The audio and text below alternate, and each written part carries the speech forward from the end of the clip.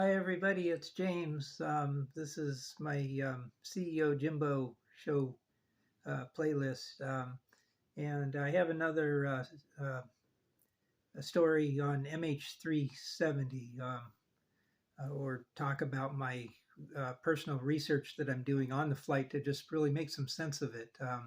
I'm in the process of writing a book, and the whole thing is really to kind of find understanding, despite no data recorders or flight um, voice recorders, the black boxes, still seems like there should be something to be learned from this. And um, I'm having the hardest time learning anything from it because maybe the story keeps changing. I don't know. But anyway, here's where I have this is kind of a bit extemporaneous. It's just almost midnight here. It's Memorial Day Monday, and this weekend I've been kind of more working on music than on this. So I just kind of started kind of getting my mind on this just half an hour ago or something like that. So bear with me. I have been working on it for the last 2 weeks. This is a tablet of mine, a Samsung tablet, and this is a book. If you look up on the top here, saved. If I can get my shaking out here, pump something there. The GF, despite the fact that I'm not really under business anymore. My company used to be called Geograflight, and I used to just abbreviate files like that. I still do it. It's more like a Geograflight account of assets and liabilities than an actual business. But MH370 book S4, this is section 4 of my book of 4 sections. And I'll show you kind of the header on it. The section has kind of a little mini table of contents. This is kind of just browsing through it a few minutes ago. There's a lot of like these little things that I've pulled, and I don't know if I'm going to stick with them and use them. I may be like shifting these around from like one section to another, where if it's like more on witnesses, I'll move it more up to the witness section. If it's more on parts, I'll move it to the parts section. If it fits here, I'll leave it here, kind of thing. But this part of it is kind of on sort of odd things, I think, if I recall. And an odd thing I find here, this source is this Joy Hassa in theories. I guess that's what it is. No, this got bumped. I moved this. That's what it was. Chapter 14. The whole chapter is on weird places. And there was one on Iran that I kind of picked out that I was going to talk about, and somehow I bumped it and lost it. Looking for Iran. Conclusion.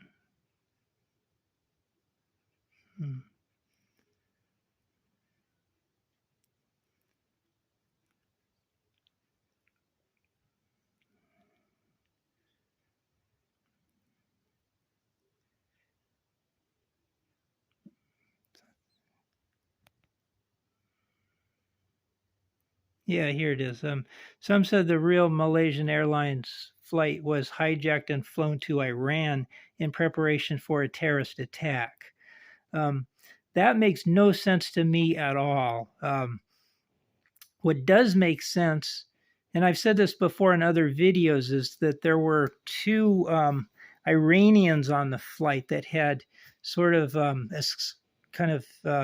exiled from Iran and were in Kuala Lumpur, Malaysia, waiting for this flight, more or less, and posted on their Facebook page that they had made it out of Iran and that they were flying on to somewhere else to be free and and away from Iran. And it seems like that would give Iran the incentive to kind of head them off from their passes and, maybe, you know, kill them, kind of thing, by taking out the entire flight. So it seems like, I mean, it seems like people kind of put almost the reverse of what actually might have happened as almost a decoy, or, to kind of throw you for a loop, if you will. Um, so anyway, that's just, I'm not posing any theories of my own at this point. I'm just kind of telling you where I'm at in this, where I find this statement itself not too interesting, but sort of the reverse of this is very interesting to me. So anyway, back up to the top of this, you see that it's very skeletal. I'm kind of adding in. This is section 4, and there's a little section 4 table of contents here. So section 4 is other nuances and subtleties. If you remember from my other, my last video, I showed you the entire table of contents for the entire book, and you might remember that from that. Communication and timing plus other stuff. So chapter 13 more or less is people, 14 is places, 15 is things, and 16 is other, like acts of God, supernatural, lizard people. Somebody mentioned lizard people, and that's another kind of reverse thing where it's like somebody mentioned these, this cockamamie, space alien lizard people came down and, abducted everybody or something like that. So I researched that, and there was something about a lizard group that commandeered the Malaysian Airlines website a bit after this disaster, sort of touting that MH370 had not been found yet, and so on. So anyway, that's kind of interesting. Maybe that's sort of a cover up for the lizard people or whatever. But anyway, I'm trying to keep theories out of it and so on. Somebody said that like theories are boring, and I kind of agree to some extent, but they're also interesting too, and they get you thinking. They're thought provoking. So I'm working on that, but I'm trying not to put forth any on my own. I'm just trying to kind of sort this through and not so much figure out what happened to the airplane, but where the airplane is. So I don't really care if it caught on fire. I don't care if it was hijacked. I don't care if it was hit by a missile. It's like I care about where it is and so forth. And back to this map. This hopefully, yeah, we're at 8:49 here in time. So my screen was just kind of dim there. But you've seen this map before, but maybe I've drawn some more lines on it. This it's probably hard to kind of figure out at first because of the lack of color, but this is India right here. This, like if I had a brown pen, I could color this part in here. This is the landmass of India right here. This is water all surrounding it, so this would be like blue. This is the island here of what is Sinai Peninsula or whatever that is. This is Kuala Lumpur, goes into Thailand, and then up into Vietnam here and so on. So this is like all land here. There's kind of this peninsula down here and so on. So here's Kuala Lumpur, where the flight originated. It was supposed to go up here, kind of past Vietnam, on over China, and then land in Beijing and so forth. But it just vanished. And I guess the last radio contact was just after it had kind of started to get out over the water here to Ikari intersection, wherever that is, and so on. I think that it's because of the one witness, the lady that was on the airplane, that was on this flight with Saudi Arabia, Saudi Airlines flight, whatever that is, that took off from Saudi Arabia, came over Chennai, came over the water. She says that she saw several boats. Then she said that the plane crossed some islands, which had been the Andaman Islands. And then she thought she thought she saw the airplane on the water, wings and the tail and so on. That would be like in this area somewhere, just kind of right in about the transition between the Strait of Malacca here, water mass, and like the Andaman Sea and so forth, and Bay of Bengal here, sort of all in that transition area there. And just because of the witnesses, I have a hard time rejecting the witnesses. I mean, if you've got one really kooky witness, maybe that kooky witness just heard this on the news and just came up with some silly story to see themselves on TV or something like that. The oil rig worker almost fits that description. Because people were saying that he seemed to be sort of a kook, and like coworkers even, or something like that. And it seems to me that even a kook, could see an airplane. I mean, he's just kooky in his normal ways, but then something way out of the ordinary happens, like he thinks that he sees an airplane right when one goes missing. I mean, all of a sudden he becomes a non-kook, if not for just a moment. So anyway, I kind of believe him, and so forth. And I believe all these people on the Maldives that say that they saw what seemed to be MH370 kind of flying around the Maldives kind of low.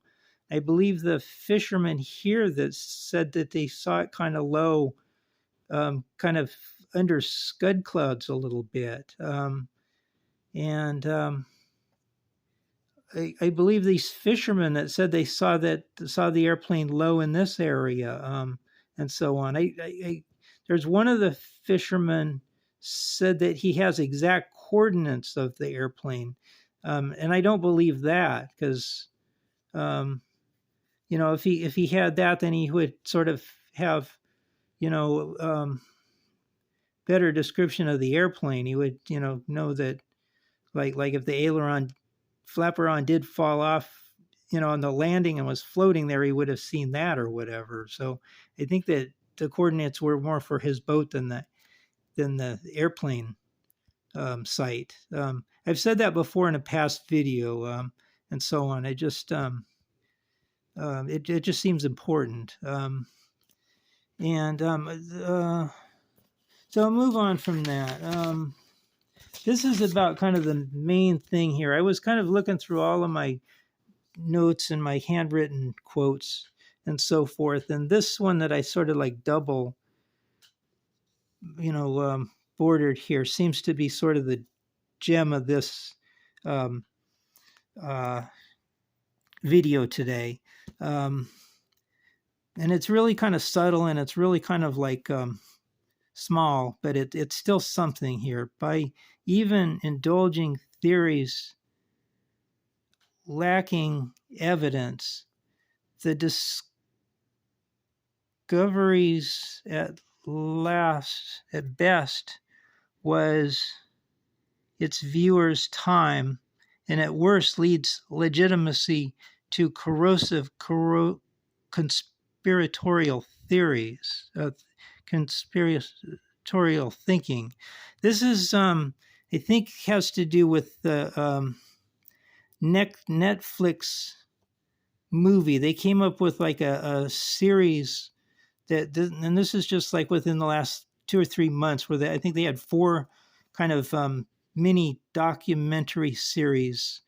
First one was sort of on the um, traditional, the captain did it and flew it way down south. And then the second one was kind of maybe more fire theory. And the third one was kind of more on, I think it was the lady that saw it using satellite imagery, thought that she saw imagery that reflected the airplane on the water or something like that. But anyway, the key thing here is not that I'm trying to kind of not be a conspiratorial theorist myself, or really give them credibility or anything like that. But it's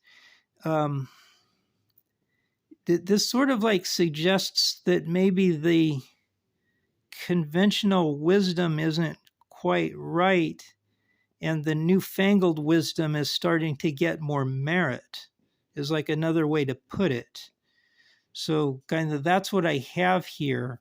And I think that's what I said kind of like last time on my video, is that, there's sort of like growing evidence that, the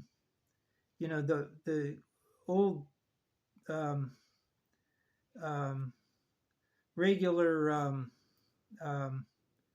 discourse or belief is kind of proving to be wrong. One is that the plane hasn't been found. I think somebody kind of put it that there wouldn't be a problem if the plane was found in the South China Sea, way down west of Perth where they were looking. But the problem is that they looked and they looked and they looked and they looked and they didn't find it there. And now there's sort of this guy with kind of the new theory that it's slightly north of that area. And there's also like a 777 captain that's saying it's slightly south of that area.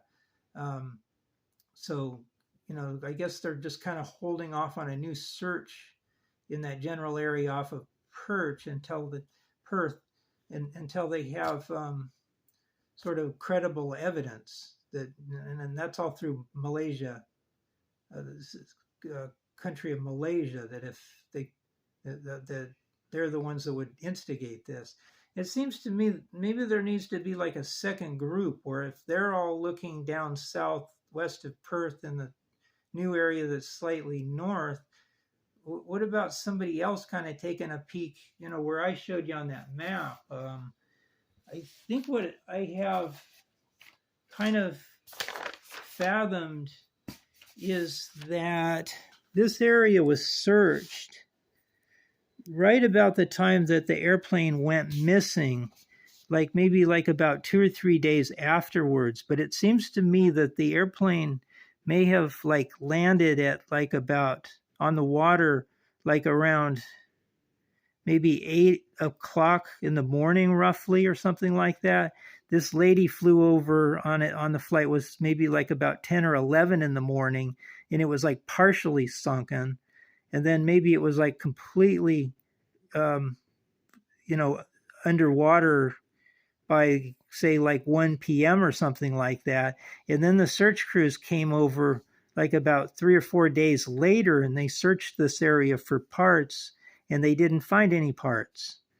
Now, one thing I admit is that, if it's way down here in the, in the mouth of the Malacca, then that aileron part and the other parts would have had to go through here, the Strait of Malacca. And I think I've read that this is the most busy shipping channel in the entire world and so forth. So it seems like the ships here would have seen those parts.